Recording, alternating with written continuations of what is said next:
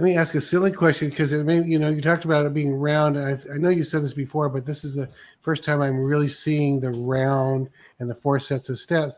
But it doesn't seem like it would be set up so that if I'm on the front facing God, that I could get on the back side of him. It almost seems like he would always be facing forward to me. Do you have any sense of that? I've had people and heard people who ran up the back steps of the throne and they were standing right behind him. And what? With what?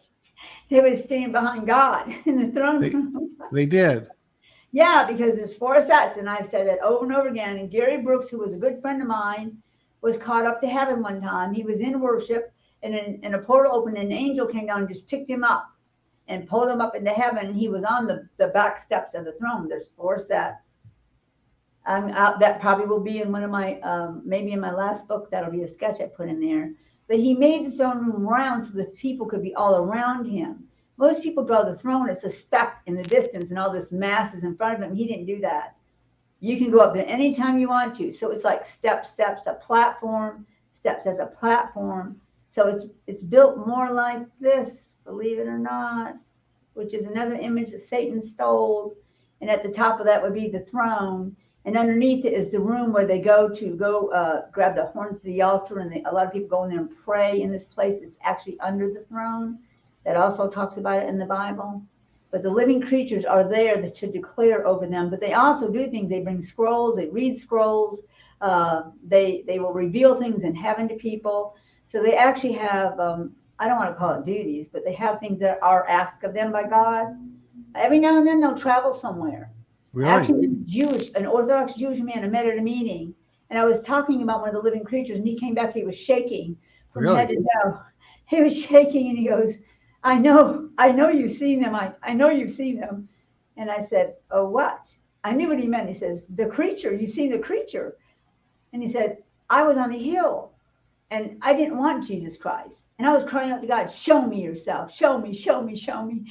And he said, all of a sudden, 4 figures appeared in the sky. And one at a time, they came right down in front of him. And they were each of the living creatures.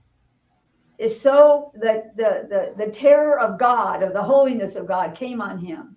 He got born again. Wow.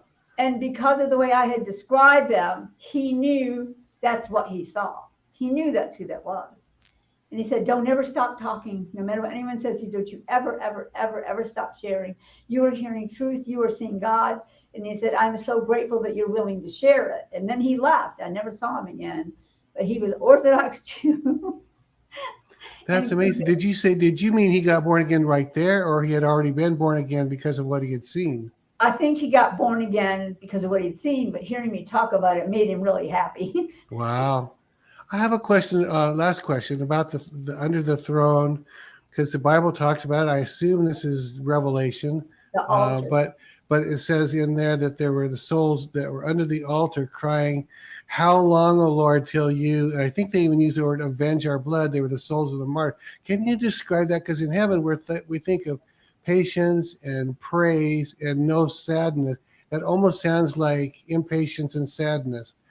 I don't think it's impatience and sadness, and I don't really know what era of time that they came from. Okay. So I didn't really know what they had experienced herself. Okay. But yeah, yes. And so there is a place that's under the throne of God. And I know that's one of the places where those people go to pray and declare to be avenged. And that's what they're saying.